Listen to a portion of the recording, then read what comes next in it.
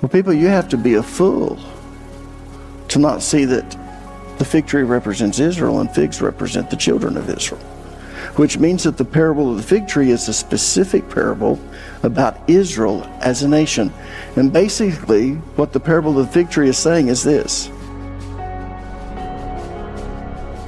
Well, I'm sure most of you have assumed that we're finished with the Olivet Discourse. After all, we've spent 16 weeks on it. That's 4 months. So you're probably thinking, surely by now we've covered it all. But the truth is, we haven't. Yes, we've studied Jesus' response to the 3 questions his disciples asked him. In fact, how many of you remember what they asked Jesus?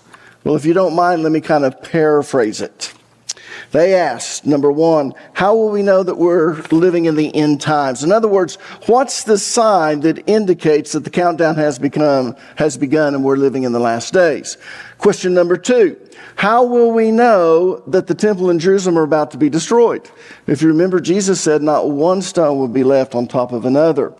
And so they knew that the temple was going to be destroyed, and they wanted to know, when is it going to happen? What's the sign to let us know that it's about to happen? And if we see the sign, should we get out of town? And last but not least, they asked, when will you return and what will be the sign of your coming? Those are the 3 questions they asked Jesus. Now, that's not the order in which they asked those questions, but that's the order in which Jesus answered them.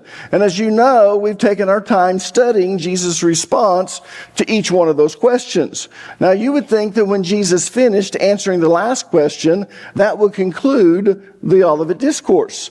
But Jesus didn't stop after he finished answering the questions. Instead, he took it a step further. And he began explaining things and answering questions they didn't even ask. He started explaining things about the end times that they needed to know. So we're not finished yet. Now, we're not going to look at everything that Jesus said about the end times. If we did that, we wouldn't be finished for another 3 or 4 months. But we are going to look at some of the more important things that you need to know, such as, how do we know if we're the final generation? In other words, how will we know if we're the generation that will see the Lord's return?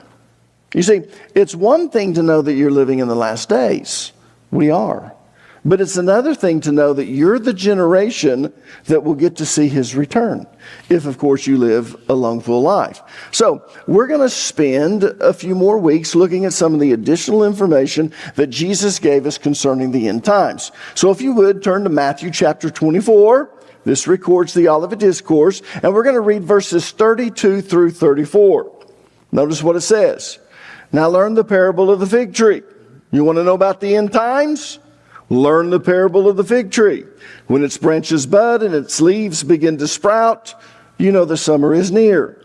In the same way, when you see all these things, you can know his return is very near, right at the door. I tell you the truth, this generation will not pass away until all these things take place. Now, I want you to know that this is a parable. In fact, this parable is known as the parable of the fig tree. Everyone knows what a parable is, right? A parable is a simple story that illustrates a spiritual principle or truth. Now, the secret to interpreting any parable correctly is knowing what each thing in the parable represents. In this parable, the fig tree represents Israel. And the budding and sprouting of leaves symbolizes the renewal of life after a period of dormancy. So, when the fig tree begins to bud and sprout leaves after being dormant all winter, you know that summer is near. Even so, when Israel comes to life again as a nation, or by budding as a nation, so to speak, after being dormant for almost 2,000 years, you know that Christ's return is near, even at the door. That's the interpretation of the parable. In fact, Jesus takes it a step further. He says that the generation that sees Israel become a nation after being dormant for nearly 2,000 years, they will not pass away until they see all of these things, including Christ's return. Yeah. Now, let's read this parable again in Matthew chapter 24, verses 32 through 34. And knowing what the fig tree represents, as well as the budding and sprouting of leaves, the interpretation of the parable should be quite obvious to everyone. You should be able to see it very clearly. So let's read the parable. Now learn the parable of the fig tree. When the fig tree's branches bud and its leaves begin to sprout, after being dormant all winter, that's implied, you know that summer is near. In the same way, when you see all these things, that is to say, Israel budding and sprouting leaves as a nation, after 2,000 years of being dormant, you can know that his return is very near, right at the door. I tell you the truth that this generation will not pass away until all these things take place. Do you see that? It's pretty clear, isn't it? Yeah. The fig tree represents Israel. The budding and sprouting of leaves represents Israel coming back to life as a nation after being dormant for nearly 2,000 years. So, just as you know that summer is near when the fig tree begins to bud and sprout leaves after being dormant all winter, even so you know that Christ's return is near when Israel becomes a nation once again after being dormant for over 2,000 years. And just to make sure that we interpret the parable correctly, Jesus adds this: I tell you the truth, this generation will not pass away until all these things take place. Which generation? This generation. The generation that sees Israel become a nation after 2,000 years of being dormant. Now, when did Israel become a nation again? Does anyone know? I've told you before. Israel became a nation again on May 14th, 1948. So according to Jesus, the generation born after May 14th, 1948 won't pass away until they see the Lord's return. So if you were born after May 14th, 1948, and you live a long, full life, you will see all these things take place, including the return of Jesus Christ. Now, there are many scholars who agree with my interpretation of this parable, and there are many scholars who disagree with my interpretation of this parable. Those who disagree do so because they do not believe that the fig tree represents Israel. Therefore, they believe that this is a generic parable rather than a specific parable about Israel. And as a generic parable, all it's saying is this: just as a blossoming fig tree means that summer is near, in the same way, when the events that Jesus spoke of occur, then you will know that his return is near. However, almost every scholar admits that if the fig tree symbolizes Israel, it's not a generic parable, it's a specific parable about Israel becoming a nation once again after being dormant for so long. Yeah. And therefore, it's a sign that signals that Christ's return will be very soon. In fact, his return will happen before that generation passes away. So it all comes down to this: does the fig tree represent Israel or not? If it does, then this is a specific parable concerning Israel, and my interpretation of the parable is correct. If it doesn't, then this is a generic parable, and it doesn't really give us any specifics about the final generation. In other words, there is no starting point from which we can determine whether we're part of the final generation or not. We'll just have to wait to find out. So there's no countdown. There's no date from which we can say Christ will return, or Christ's return will occur within this generation, using 100 prophetical years of 360 days as a generation. So, am I right or not? Am I correct or not? Does the fig tree represent Israel or not? Well, let's find out. Because if it does, we know that we are the final generation. We are the generation that if we live a long, full life, we will get to experience the rapture if we're ready. If we're not ready, we'll go through the tribulation. Hopefully, you'll get to see the Christ return at the end. So, let's start in the Old Testament, and more specifically, the prophets in the Old Testament. Because as you go through the prophetical books, what you'll find is that Israel is always likened to either figs from a fig tree or grapes from a vine. And sometimes Israel is likened to both. Look at the first part of Hosea chapter 9, verse number 10. And I encourage you to write down all of these scriptures. If you're online, go grab a pen, piece of paper, write down every one of these scriptures. And after I finish preaching, not during, because you'll miss what I'm saying, go back and study these scriptures for yourself. Notice what Hosea chapter 9 verse 10 says. The Lord said, O Israel, when I first found you, it was like finding fresh grapes in the desert. When I saw your ancestors, it was like seeing the first ripe figs of the season. Now, I want you to notice what this is saying. When God delivered Israel out of Egypt and he formed them as a nation, he likened them to fresh grapes from the vine and to ripe figs from a tree. And from this time on, the grapevine and the fig tree were used to represent Israel. And if you don't know this, much of the Old Testament doesn't make sense. That's why for many of you, when you're reading through the Old Testament and God begins to use symbolism, you're lost. Let me give an example to illustrate what I'm talking about. Look with me, if you would, in Jeremiah chapter 24, verses 1 through 8. Jeremiah is known as the crying prophet. He's the prophet that the leaders refused to listen to. And many times he was locked up and he was persecuted and he suffered because they didn't like what he was prophesying. So notice what he prophesies. Chapter 24, verses 1 through 8. After King Nebuchadnezzar of Babylon exiled Jehoiakim, son of Jehoiakim, king of Judah, to Babylon, along with the officials of Judah and all of the craftsmen and artisans, the Lord gave me this vision.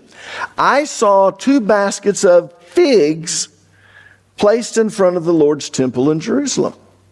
One basket was filled with fresh, ripe figs, while the other was filled with bad figs that were too rotten to eat. Then the Lord said to me, what do you see, Jeremiah? I replied, figs, some very good and some very bad, too rotten to eat. Then the Lord gave me this message. This is what the Lord, the God of Israel, says. The good figs represent, do you see that? They symbolize. The good figs represent the exiles I sent from Judah to the land of the Babylonians. Why? Because God is the one who's punishing them through the Babylonians. He sent them into exile. The good figs represent the exiles I sent from Judah to the land of the Babylonians. I will watch over them and I will care for them. I will bring them back here again. I will build them up and not tear them down. I will plant them and not uproot them. I will give them hearts that recognize me as the Lord. They will be my people, the good figs, and I will be their God, for they will return to me wholeheartedly. But the bad figs, the Lord said, they represent King Zedekiah of Judah, his officials, all the people left in Jerusalem and those who live in Egypt. I will treat them like bad figs, too rotten to eat. Now, in Jeremiah's vision, the good figs represent Jews who were exiled to Babylon. Look at verse 5. The good figs represent the exiles I sent from Judah, the land of the Babylonians. And God said he would watch over them and care for them, and he would bring them back to the land of Israel one day. The bad figs represent the Jews who were left behind in Jerusalem. Look at verse 8. But the bad figs, the Lord said, represents King Zedekiah of Judah, his officials, all the people, notice this, left in Jerusalem. And God said he would treat them like bad figs too rotten to eat. In other words, he would throw them away like garbage. Now, the question is, why did God consider the exiled Jews to be good figs and those left behind to be bad figs? Does anyone know? Well, here's the short answer. Judah was being punished for rebelling against God and serving other gods. And God was using the Babylonians to punish them. So Jeremiah and other true prophets of God told the children of Israel, you need to submit to Babylon. And after 70 years of captivity, God will make sure that you're released. So those who were exiled in the first 2 groups obeyed God and they submitted to his punishment. Those left behind listened to the false prophets and they rebelled against Babylon and they refused to pay tribute And they even made an alliance with Egypt. So Nebuchadnezzar came back. He fought the Egyptians in the battle and crushed them. And then he marched against Jerusalem. He totally destroyed Jerusalem and the temple. And the Jews that were left there were treated like garbage by the Babylonians because they disobeyed God and they refused to submit to his punishment. But here's my point. God used figs from the fig tree to symbolize his chosen people, the Jews. The fig tree represents the nation of Israel, and the figs from the fig tree represent the children of Israel. They're his people, and he is their God. And this representation of figs representing the children of Israel and the fig tree representing Israel itself, it's common throughout the Old Testament. You'll find it in Job chapter 1, verses 4 through 7. Micah chapter 4, verses 3 through 4. Habakkuk chapter 3, verses 18 and 19. Psalms chapter 105, verse 33. Amos chapter 4, verse number 9. Isaiah chapter 36, verse number 16. Zechariah chapter 3, verse number 10. I could go on and on and on. But you get the point, right?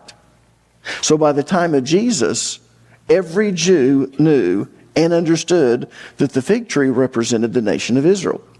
And good figs represented the children of Israel who obeyed God and submitted to his will. They were his people, and he was their God. And bad figs represented the children of Israel who disobeyed God and refused to submit to his will. And it's very important that you understand this in order to understand certain parables and events that are recorded in the New Testament. If you don't understand this, when you get to the New Testament and Jesus starts speaking in parables or he does certain things, you won't understand why he said that or what he did. In fact, let me give you a couple of examples to illustrate what I'm talking about. Look at Luke chapter 13, verses 6 through 9.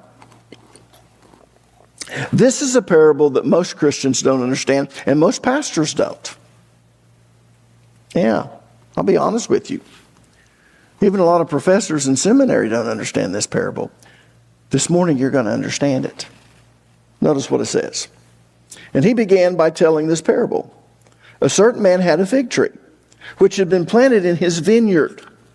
Yeah, figs and grapes. Both of them represent children of Israel, right?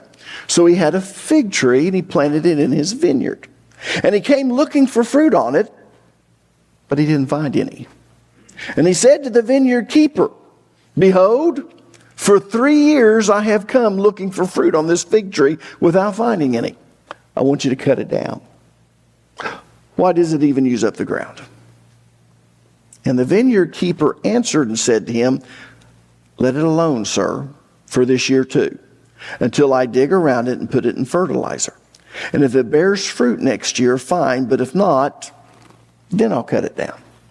Now, notice that the man had a fig tree planted in his vineyard. The fig tree represents Israel, but so does the vine. Remember Hosea chapter 9, verse number 10? So both the fig tree and the vine represent Israel. Grapes and figs represent the children of Israel. So it was very common for Jews in Jesus' day to plant fig trees in their vineyard to remind God that they were his people and he was their God, but also to remind themselves to produce good fruit for God. No one wanted to be a bad fig, a bad child of God. You wanted to be a good fig, because what happens to bad figs? They're treated like garbage. They're too rotten to eat. But the fig tree in this parable didn't produce any fruit. For how long? 3 years. That is a very, very important detail, because the owner of the vineyard in this parable is God. And the vineyard keeper is who? Jesus. And how long was Jesus' ministry on this earth? 3.5 years. So after 3 years of ministry, the nation of Israel as a whole still had not accepted Jesus Christ as their Messiah. So the owner, and who's the owner? God, wanted to cut it down. But the vineyard keeper asked the owner, not to cut it down, but to give it one more chance. One more season, which would be about a half a year. And then if it didn't produce, he cut it down. So again, who does the fig tree represent in this parable? Israel. And who is the vineyard keeper? Jesus. Yeah. But people, this parable makes no sense unless you know that the fig tree represents Israel and the vineyard keeper is Jesus. In fact, how many of you know what the Sitzumleben of this parable is? Sitzumleben is simply a German theological phrase, and it means the setting. What's the setting of this? What's the context in which Jesus told this parable? It's in Luke chapter 13. You can go back and read it, verses 1 through 5. What happened is a bunch of people came to Jesus and they said some Galileans were offering their sacrifices in the temple, and Pilate killed them. In fact, you can read about this in extra biblical material. What had taken place is some Galileans were there and they were offering their sacrifices, and there was a disturbance. Pilate sent in his Roman soldiers and he just plowed them all down, including these Galileans who were perfectly innocent. They weren't there protesting or doing anything of such. And they were killed. So these people came to Jesus and said, these Galileans were killed by Pilate while they were on the Temple Mount. And the question is, were they evil? Is that why this happened? And Jesus said, do you think they were greater sinners than you? And then he says something very important. He says, unless you repent, you all will perish. And then he goes further. He says, the Tower of Siloam fell on 18 people and killed them. Were they great sinners? They were just happened to be in the wrong place at the wrong time. Then he turns to them and says, but unless you repent, I say, you shall all perish. And then he tells this parable. So what was he telling them? He was saying, you guys are missing. You're so concerned about these people.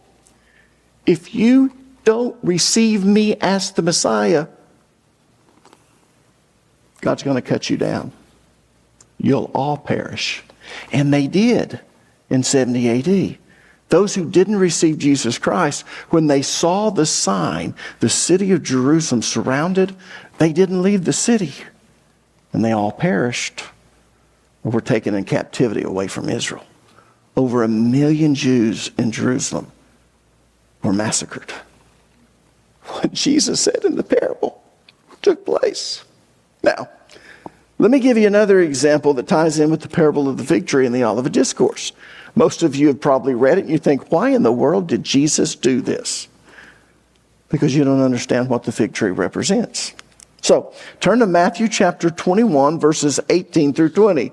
And if you've been to every one of the sermons as we've gone through the Olivet Discourse, you know the chapters 21, 22, and 23 sets the stage for Jesus' Olivet Discourse. It's what happened during the last week of his ministry. After his triumphant entry, which you get in the beginning of chapter 21. And then he comes to the Temple Mount, and then he has this interaction, and then later on he's going to give the Olivet Discourse, and then 2 days later he's going to be crucified. So all of this happens in the last week. So here we are, Matthew chapter 21, verses 18 through 20. Notice what it says. In the morning, as Jesus was returning to Jerusalem, he was hungry. And he noticed a fig tree beside the road. He went over to see if there were any figs, but there were only leaves. Then he said to it, may you never bear fruit again. And immediately the fig tree withered up. It died. The disciples were amazed when they saw this, and they asked, how did the fig tree wither so quickly? Now, you really don't understand the significance of this event if you don't know where this took place and when it took place. So let's start with where this took place. The cursing of the fig tree occurred at Bethphage. Jesus had just left Bethany, where he was staying at night, on his way to Jerusalem, and Bethphage was on the way.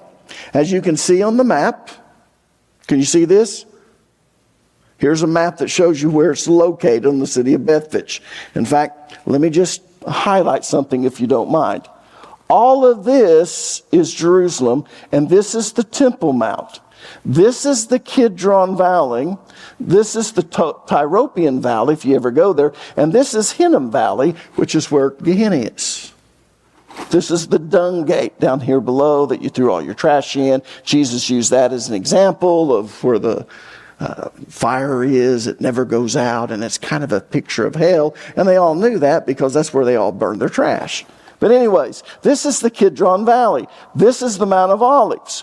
Jesus was staying at Bethany. And the way you got to Jerusalem is you came down this road, and then there was Bethphage. And then if you've ever been to the Mount of Olives, you know that there's a little thing that you walk down. That's where Jesus made his triumphal entry to enter into the temple. Down here at the bottom is the Garden of Gethsemane. But I want you to notice that Bethphage is on the way to Jerusalem. Does everyone see that? Now, how many of you are familiar with the city of Bethphage? Because it's a very important city, even though it's not mentioned very often in the Bible.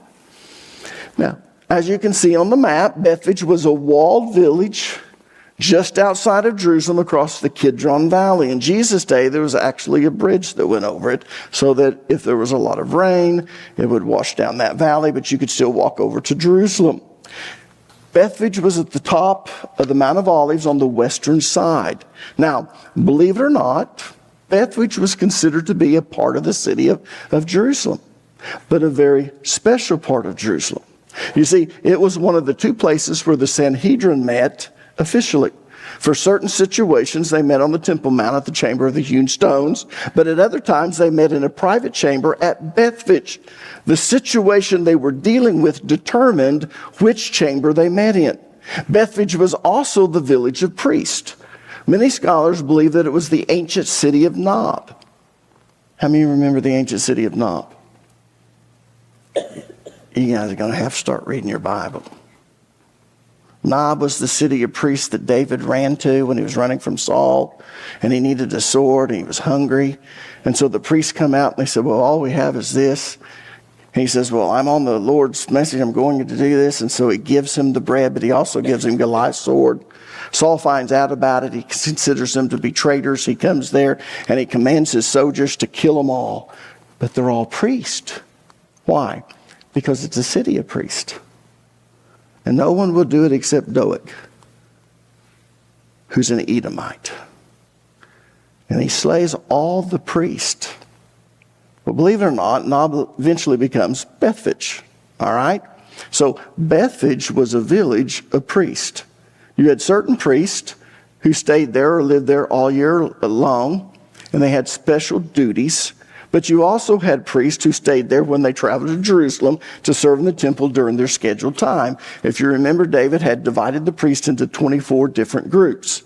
And so when it was your time to minister, you would go to Jerusalem to minister in the temple, and you stayed at Bethphage. Yeah, because it was a city of priests. It actually had dorms for you to be able to stay in so you could do or fulfill your duties in the temple. Now, because it was a village of priests and the Sanhedrin met there in certain situations, the city represented the religious leaders of Israel. Let me say that again. Because it was a city of priests and the Sanhedrin met there, the city represented the religious leaders of Israel. It was the seat of their official government. Think of it like Washington, D.C.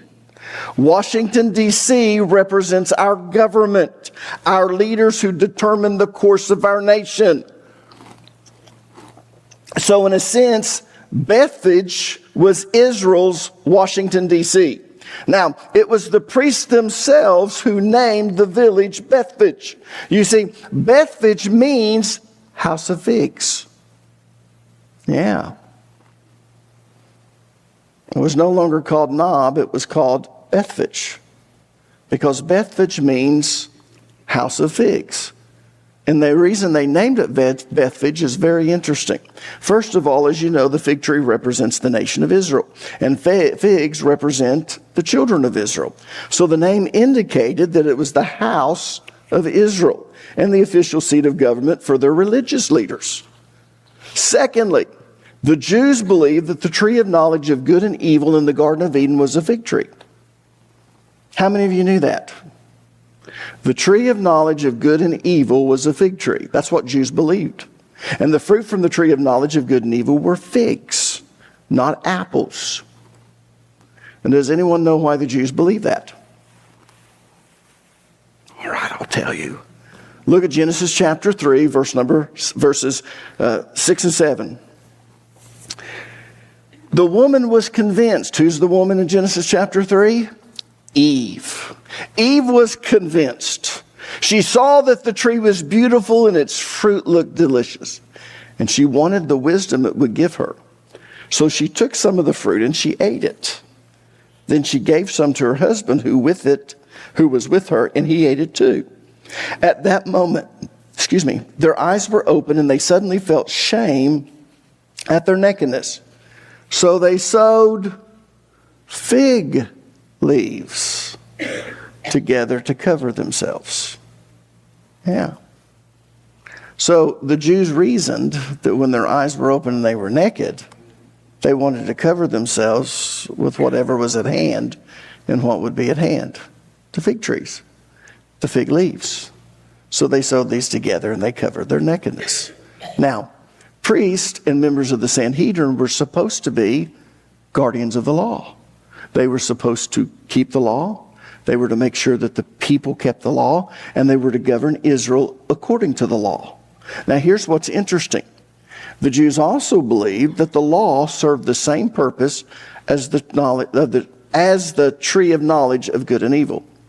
Let me say that again, because this is very important. If you're taking notes, write this down.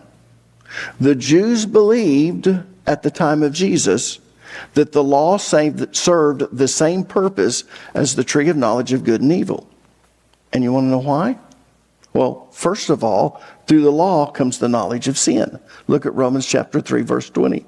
Paul was writing this and he said this, for through the law comes the knowledge of sin. Yeah.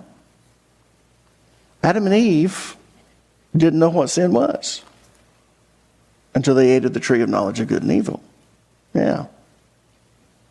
So Romans 3:20 says, for through the law comes knowledge of sin. In other words, you wouldn't know what sin was without the law. The same holds true for the tree of knowledge. Adam and Eve wouldn't have known what sin was without eating from the tree of knowledge. Yeah.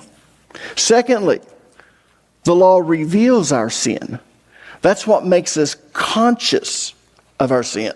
In other words, it opens our eyes to what's right and wrong, good and evil. Yeah. Notice what Paul said about the law, and he was a Pharisee. He's writing in the book of Romans, and in Romans chapter 7, verse number 7, he says this, nay, I had not known sin, but by the law. For I had not known lust, except the law had said, thou shalt not covet. And because the law said, thou shalt not covet, one day I realized I'm coveting. Why am I coveting? Because I lust for what that person has. I wouldn't have known it had the law not said.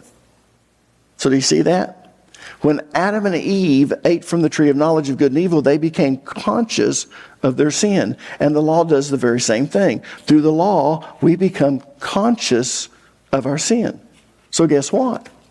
The priests named their city Bethphage, which means house of figs. And they planted a fig tree at the gate of the city right outside of the walls to symbolize the purpose of Bethphage. We are the house of Israel, the house of figs. We are the children of God. But the reason they did that was because of the symbolism. The fig tree represented Israel, but it also represented the law. For just as the fruit from the tree of knowledge of good and evil made Adam and Eve conscious of their sin and able to know the difference between right and wrong, the law also makes a person conscious of their sin and able to know the difference between right and wrong. I'll just give you an example. How do we know that sex outside of marriage is wrong?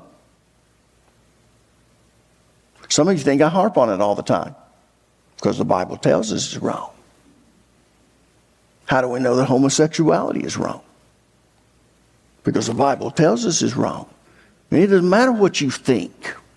It doesn't matter what you believe. The law tells us. And without the law, I wouldn't know what was right and wrong. But God's told us. Yeah.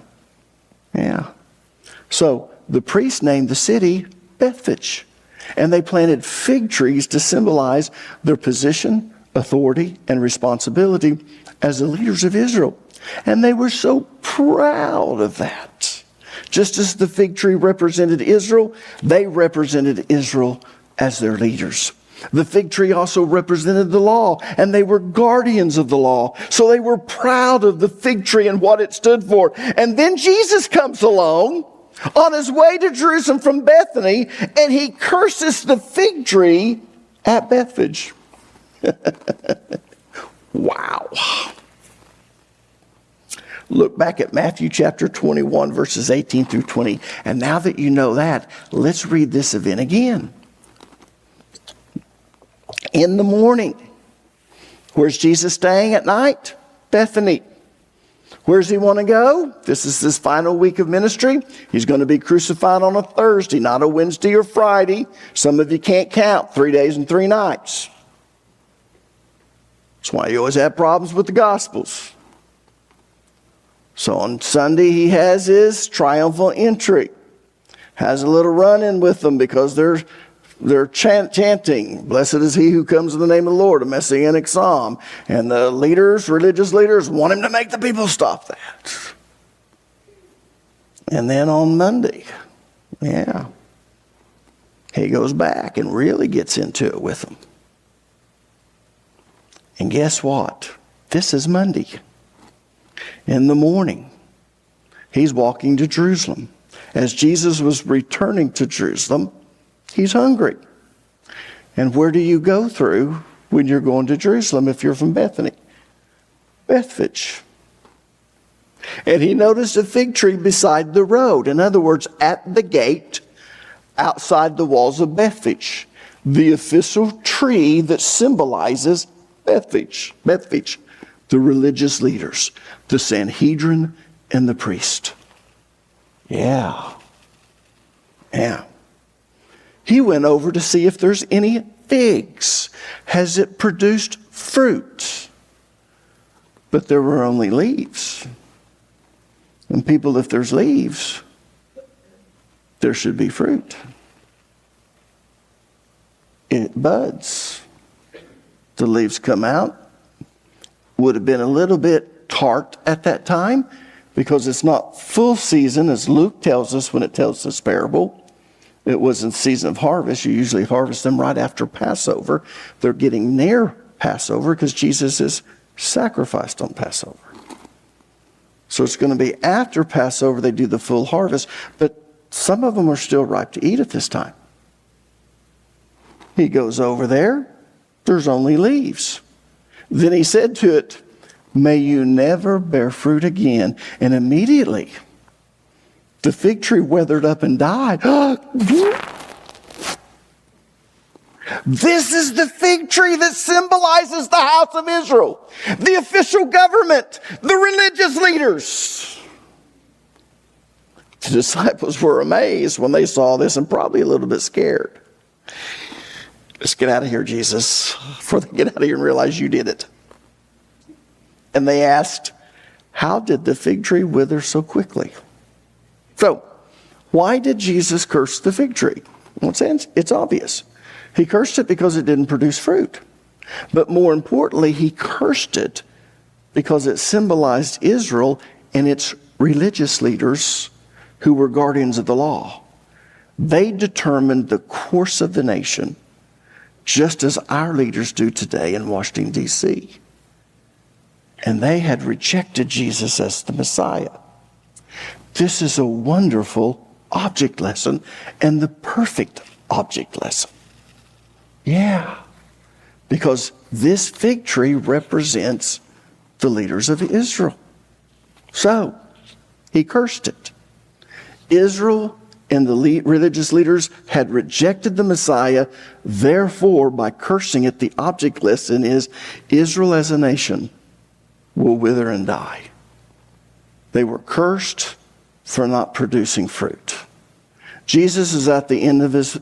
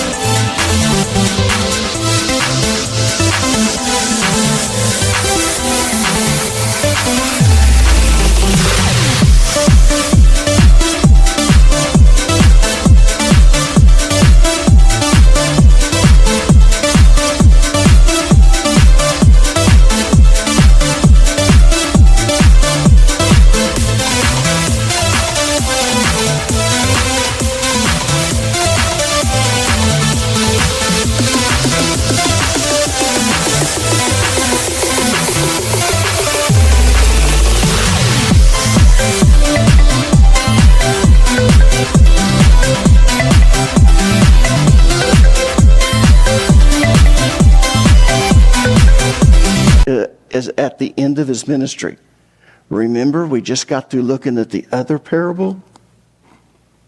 God wanted to cut it down at the end of 3 years. Jesus said, wait, let me fertilize it. Let's go to the next season, which would have been Passover. He goes another 6 months. They still haven't received him. And guess what? They're cursed for not producing fruit. Now listen to me, and this makes perfect sense. Jesus said in John chapter 6, verse 29, this is the only work God wants from you. Believe in the one he has sent. What fruit does God want from you? God, what do you want me to do? Jesus said, this is the only work God wants from you. Believe in the one he has sent. The fruit that God required of Israel and its leaders was to believe in Jesus. Believe in the Messiah who was sent from God. Wow. And he gets to his 3.5 years of his ministry. It gets to the last final week. God wanted to cut him off at 3 years, and Jesus, the vineyard keeper, said, let's give them one more season. If they don't, then. And he's already done his triumphant entry, and they're already mad at him. They've rejected him. He's coming back Monday. He knows they've rejected him. He knows he's going to have it out with them. He gets to Bethphage, symbolizes Israel and the religious leaders. And he curses it. So, this brings us to when Jesus cursed it. Does anyone know when this event took place? When did Jesus curse the fig tree at Bethphage? I already told you it's the final week, but do you know when? He cursed it the day before he gave the Olivet Discourse.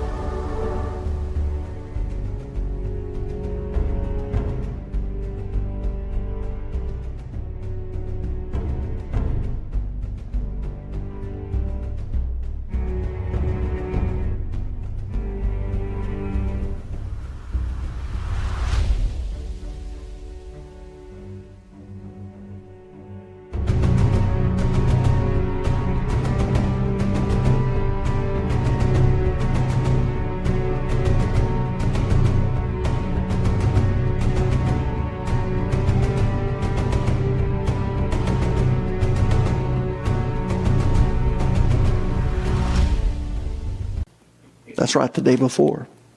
So people, that was fresh on the disciples' minds. They had seen with their own eyes the fig tree, which represented Israel at Bethphage, which was the seat of government for Israel and the symbol of Israel's religious leaders, being cursed by Jesus for not producing fruit. And it withered and it died. And they knew it was an object lesson for them, and the meaning was crystal clear. As a result of rejecting Jesus as the Messiah, Israel was cursed and would wither away and die, and they would be dead as a nation for nearly 2,000 years. So,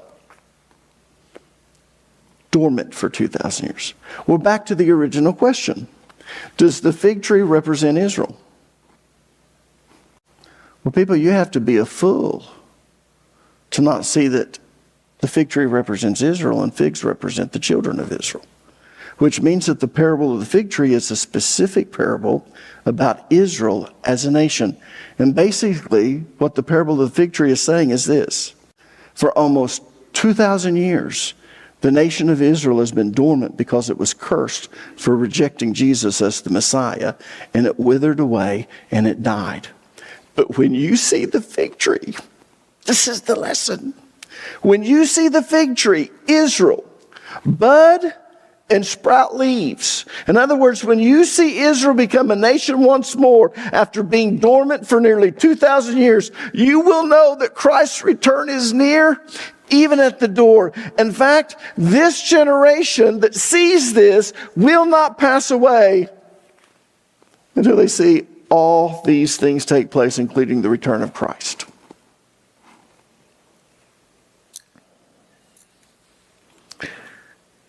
I will see the rapture take place